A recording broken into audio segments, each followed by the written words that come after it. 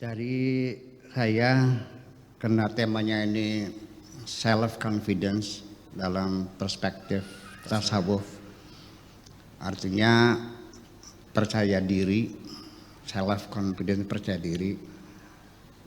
Menurut perspektif, artinya menurut sudut pandang ya, tasawuf, apakah itu baik, apakah buruk, apakah boleh, apakah tidak, apakah menguntungkan, apakah merugikan, sekitar itu yang akan kita bahas itu.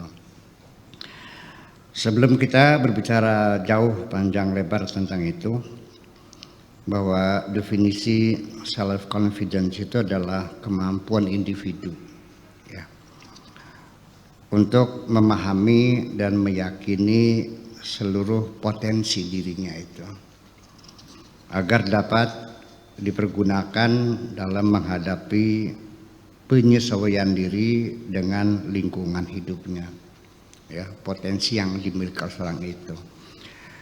Kemudian di manakah pengaruh self confidence pada seseorang? Ada dua anak masuk tes perguruan tinggi negeri. Dua-duanya tidak lulus. Yang satu begitu pengumuman tidak lulus, dia senyum, ya udah. Memang dari dulu juga aku nggak akan bisa kok. Yang satu lagi pingsan.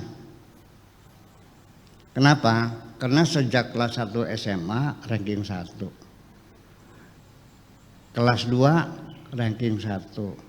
Kelas 3 ranking 1. Ditambah lagi oleh orang tuanya dikursuskan ke Ganesha, ke kursus ya, matematika fisika. Saking yakinnya dia bahwa dia pasti lulus. Ketika ternyata tidak lulus, pingsan dia, kekecewaan. Ini ada dua orang, yang satu PD-nya berlebih-lebihan, yang satu memang dia sendiri juga nggak pede, cuman disuruh-suruh orang, ya udah deh nyoba-nyoba. Itu satu kenyataan.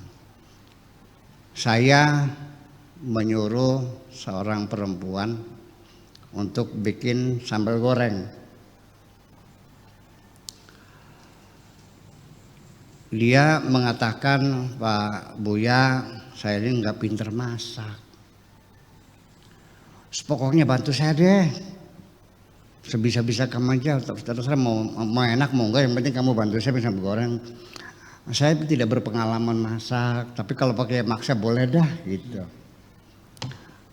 Ternyata masakannya nggak enak. Saya bilang, kok masakannya nggak enak? Apa jawabnya?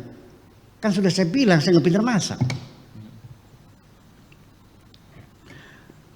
Satu kali lagi saya menyuruh seorang perempuan, bisa nggak bantu saya? Apa itu? Bikin sambal goreng. Bisa nggak? Oh, kecil. Saya pengalaman 20 tahun jadi koki di Jakarta kok. Pokoknya jamin dah. Ternyata masakannya nggak enak juga. Kayak apa dia menanggung rasa malunya itu? Jelaskan. Satu lagi contoh. Orang ini petani, ini nanam padi. Dia nanam padi mengikuti SOP-nya yang sesuai dengan penyuluhan pertanian. Kapan tanam, kapan dipupuk, kapan diojos, kapan semuanya diikuti semuanya. Dengan keyakinan pasti jadi. Ternyata gagal. Ya, kena hama kelowor.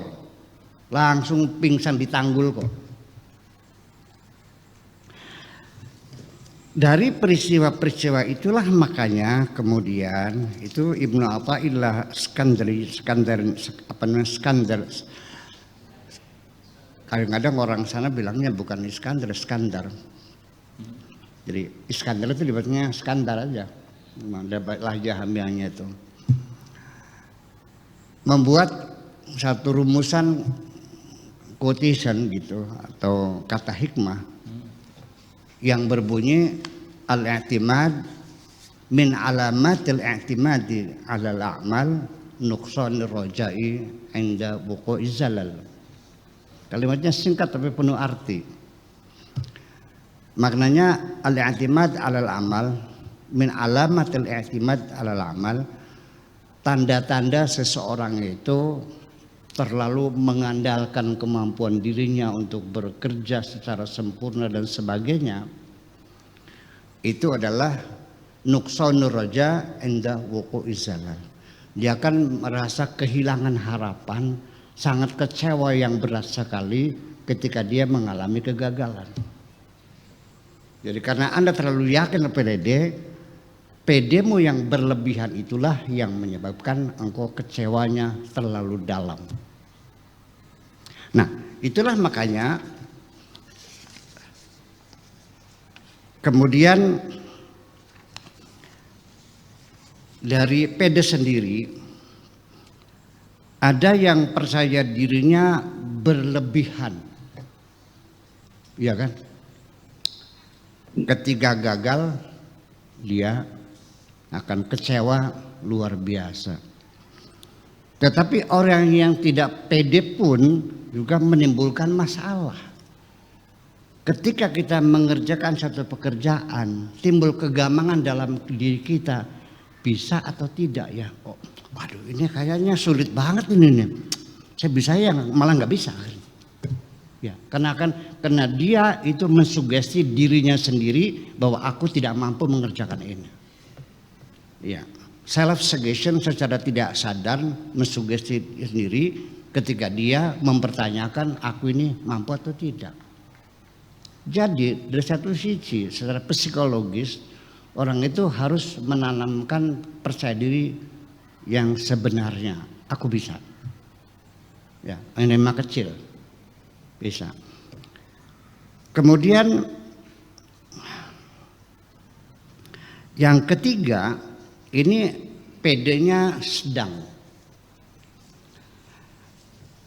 Percaya diri yang ada pada dirinya itu as-thiqa bin nafas atau self confidence yang ada pada dirinya itu ada cukup besar, tetapi tidak melihat pada kemampuan yang dimilikinya, tidak mengandalkan pengalaman panjang yang telah dilaluinya, tidak mengandalkan ijazah yang tinggi yang dia perolehnya, tapi dia mengandalkan kepada kekuasaan Tuhan yang unlimited, ala kulli syai'in qadir.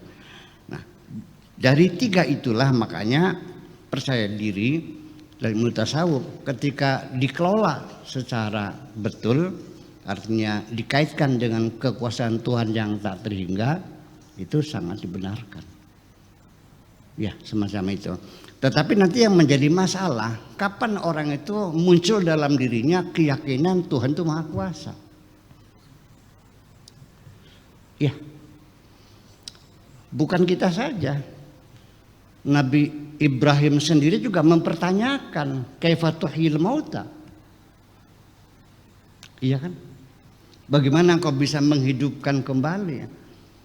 Allah bertanya, awalam tu'min bi, apakah kau belum percaya? Qala bal liyatma'inna qalbi.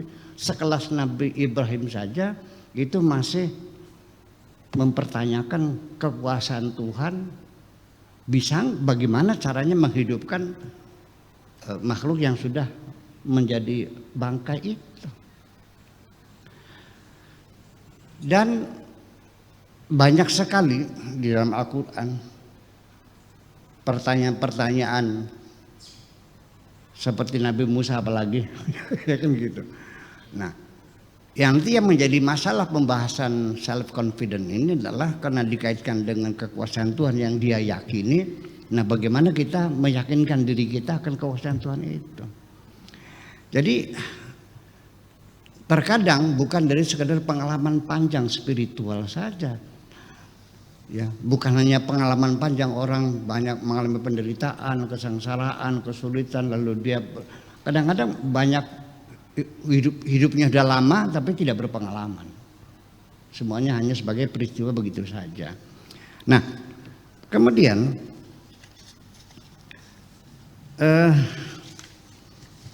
makanya di sini ketika kita bicara tasawuf itu mesti kita bicara maqamat, bicara level-level itu sendiri ya.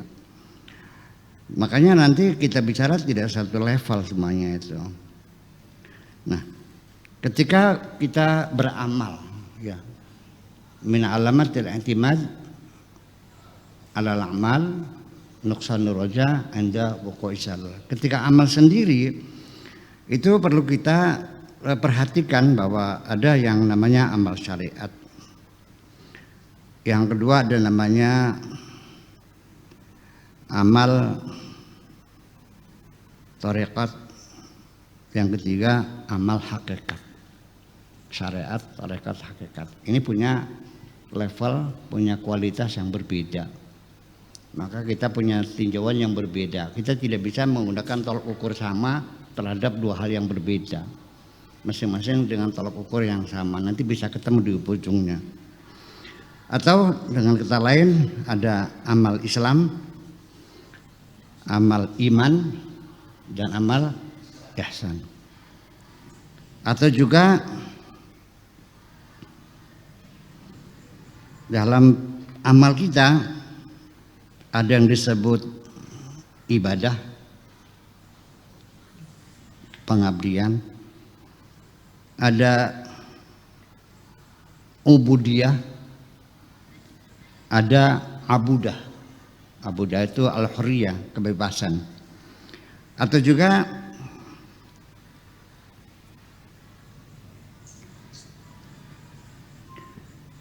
orang yang pertama kali menyelami ilmu tasawuf disebut dengan ahlul bidayah, pemula, the beginner. Kemudian ada lagi ahlul wasat yang sudah dalam as-sairun kalau istilah lainnya.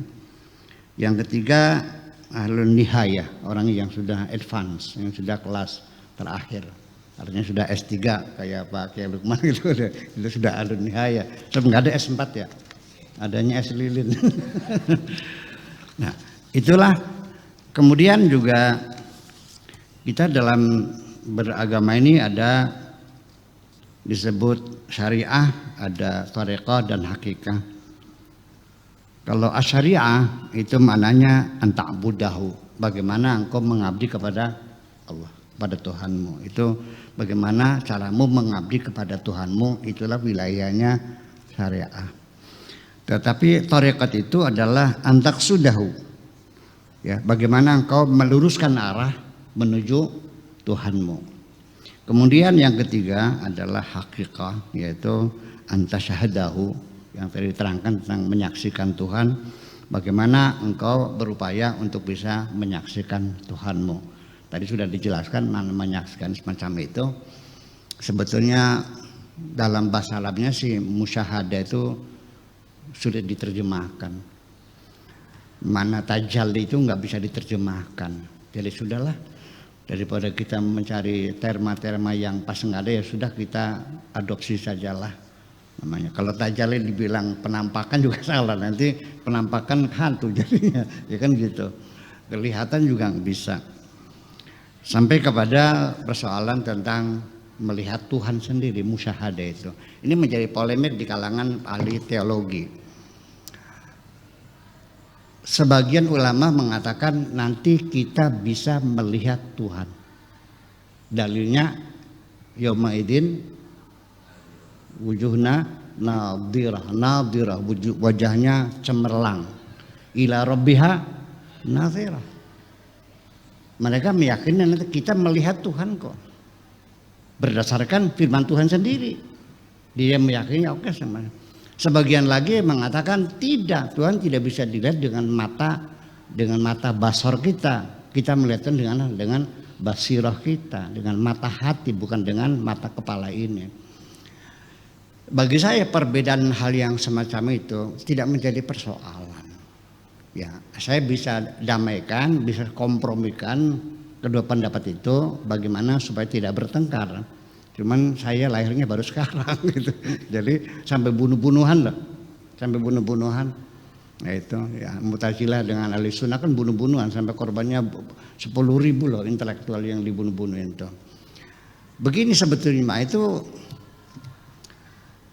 dua-duanya bisa saja betul ketika saya menanyakan kepada yang tidak bisa melihat Tuhan dengan basar.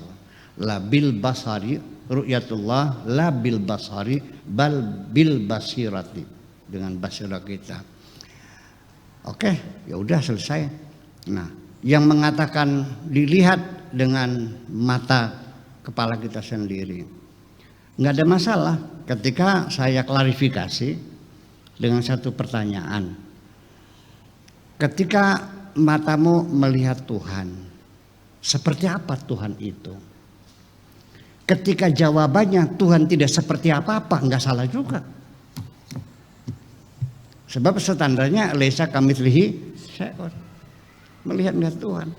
Itu sama, ini perbedaan semacam ini musyahadah, kemudian makna yad tangan itu. Sebagian mengatakan yad itu betul-betul Allah punya tangan, punya betis. Malah di Sahih Bukhari Allah punya betis. Ya, nginjak-nginjak neraka tuh. Ya, ada yang belum masuk dijejekin gitu, diinjak sama betisnya itu. Nah, untuk mengatakan tangan betulan enggak ada masalah. Ketika saya tanya tangannya seperti apa, ketika mengatakan tidak seperti apa-apa, ya enggak salah juga. Itu jadi persoalannya. Jadi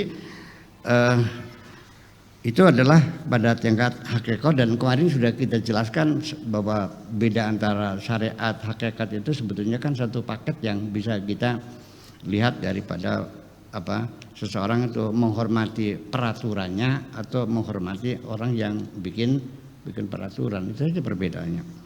Kemudian juga syariah itu apa? Kegunaannya adalah islahil zawahir, untuk memperbaiki zahir kita ini. Kemudian kalau tarik apa? Islahid dhamair, untuk memperbaiki domir. Ad-domir itu perasaan, sense ya, perasaan kita. Kemudian kalau al-haqiqah itu adalah liislahis sarair, memperbaiki hati kita, sir kita.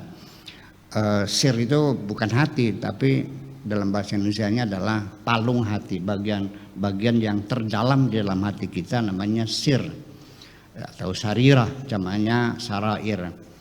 Itu adalah bagian paling dalam yang tidak bisa diintai oleh siapapun, sekalipun malaikat, setan, iblis pun tidak bisa tahu, kecuali hanya Allah yang tahu dan diri kita sendiri. Kemudian ada lagi dalam rangka membersihkan diri menuju tasawuf ini adalah pertama namanya islahul jawarih, membersihkan raga kita ini, yaitu dengan tiga perkara terlalu banyak perkara kamu. tiga hal. Pertama yaitu dengan pertobatan, yang kedua dengan ketakwaan, dan yang ketiga dengan keistiqomahan. Jadi dengan takwa, dengan tobat, takwa dan istiqomah. Kemudian untuk memperbaiki hati juga tiga. Satu dengan ikhlas, kedua dengan kejujuran, dan ketiga dengan kedamaian, tumakninah. Kemudian untuk memperbaiki hati kita nih itu satu muraqabah, kedua musyahadah, dan ketiga adalah ma'rifah. Jadi muraqabah, musyahadah, ma'rifah. Muraqabah itu self introspeksi, selalu merasakan dirinya selalu diawasi Allah, dan musyahadah selalu kita dipantau oleh Allah dan kita selalu melihat Allah. Yang ketiga adalah ma'rifah, dengan kemakrifatan kita kepada Tuhan. Kemudian memperbaiki fisik kita yang lahir ini adalah islahul zawahir, yaitu dengan menjauhi segala larangan-larangan Tuhan dan juga melaksanakan segala perintah-perintah Tuhan. Kemudian untuk memperbaiki rasa dhamair, yaitu dengan at-takhliyah minar radha'il, membersihkan diri kita dari sifat-sifat buruk, wa tahliyah bi anwa al-fadail dengan diganti ya, dihiasi badan kita dengan sifat-sifat yang mulia, dari hasud, dengki, dendam, marah, kecewa, putus asa, kita ganti semua itu dengan kesabaran, dengan kebesaran hati, menjadi pemaaf, menghilangkan rasa dendam, kesetia kawanan, kejujuran dan sebagainya. Itu kita bertahap semuanya itu. Lalu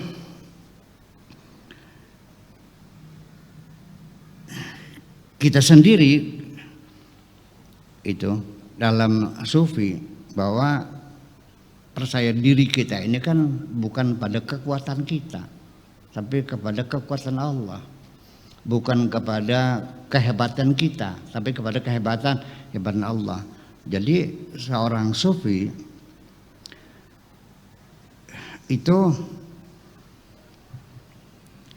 semua ini adalah berdasarkan tadi juga dikatakan bahwa standar awalnya, makanya dikatakan la haula wala quwata itu miftahul jannah. Jadi artinya apa? La haula ini aku tidak punya daya upaya apapun, wala quwata, dan aku ini tidak punya kekuatan apapun. Aku ini nggak punya apa-apa. Aku ini nggak bisa apa-apa. Semuanya itu yang bisa hanya Allah, izin Allah. Makanya semua apapun yang terjadi tidak pernah mengklaim itu hasil kita. Bahkan sampai tentang kebebasan kita memilih pun pada akhirnya, ketika saya memilih rokok gudang garam merah apakah Jisamsu, ketika saya memilih gudang garam Surya, sesungguhnya ini bukan pilihan kita, tapi pilihan Allah. Allah yang memilihkan. Sampai dalam kehidupan kita sendiri sehari-hari, saya lahir di kertas maya, pilihan siapa? Saya jadi laki-laki, pilihan siapa? Saya tubuhnya kecil, ya. Saya tidak rendah hati kecil, karena little is beautiful. Iya. Banyak orang senang kan karena saya kecil. Gitu. Nama saya siapa? Abdul Syakur Yasin. Pilihan saya bukan. Sampai nanti jodoh, rezeki segala macam. Kalau peribahasakan yang di tangan Tuhan kok jodoh, rezeki, belai, mati di tangan Allah. Ya tidak, semuanya tangan Allah semuanya kok. Dari lahir sampai mati juga. Nanti ketika mati saya caranya bagaimana? Enggak boleh milih kok. Boleh nggak saya beli itu racun? Nggak boleh.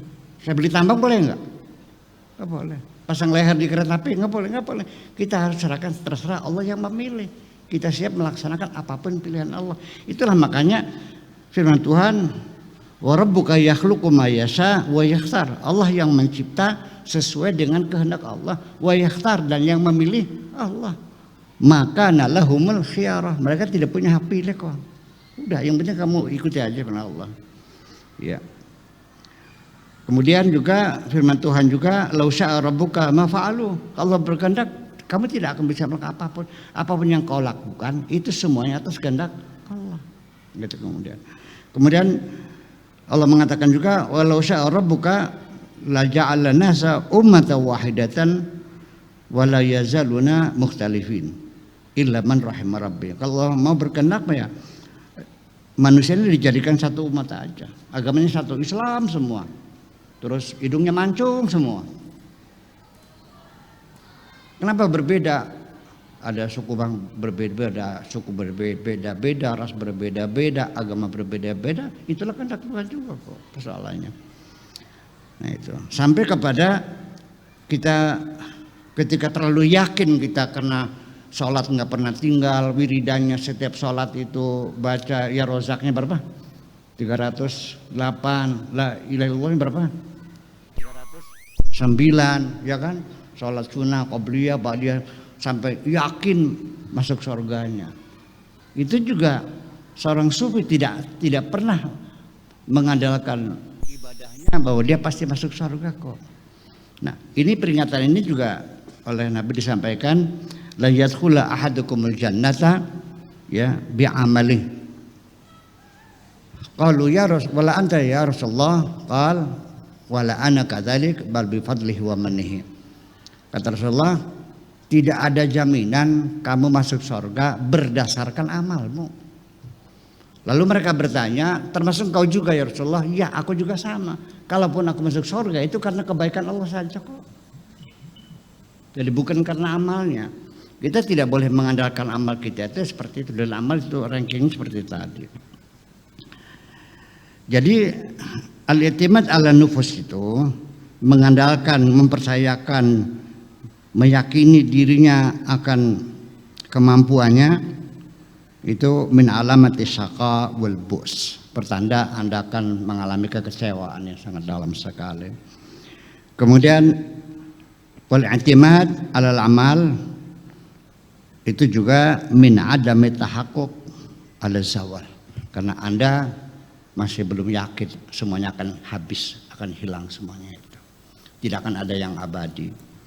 Kemudian orang yang mengandalkan karomah tadi katakan juga walahwal juga min adami sohbatir rijal, karena kuper, kurang pergaulan, kurang banyak gaul dengan orang-orang soleh.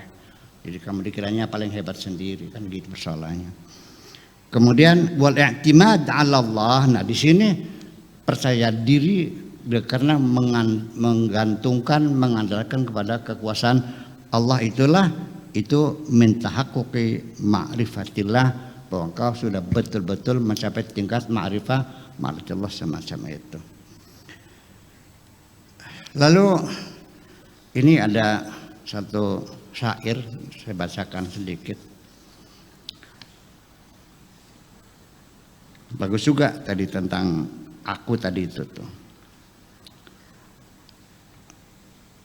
Ayyuhal asyiqu makna husnina mahruna ghalin liman yakhtubuna jasadun madniyun wa rauhun fil ana wa jufunun la taduqul wasana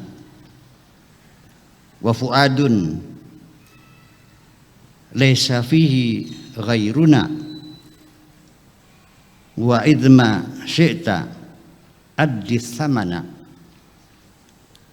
fafni in syi'ta fana'an sarmadan falfana yudni ila dzakal fina.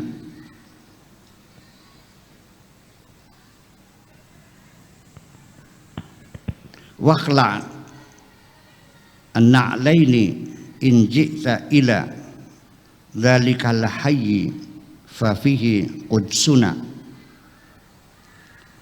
wa 'anil kaunaini kun munqalifan wa azil ma bainaka bainana min bainina wa idza qila man tahwa faqul ana man ahwa wa man ahwa ana.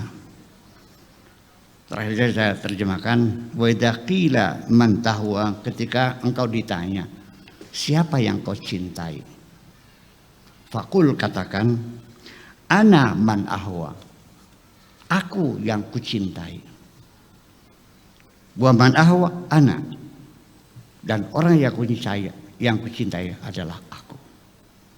Aku inilah yang kucintai, dan yang kucintai adalah aku. Makasih. Assalamualaikum warahmatullahi wabarakatuh. Waalaikumsalam warahmatullahi wabarakatuh.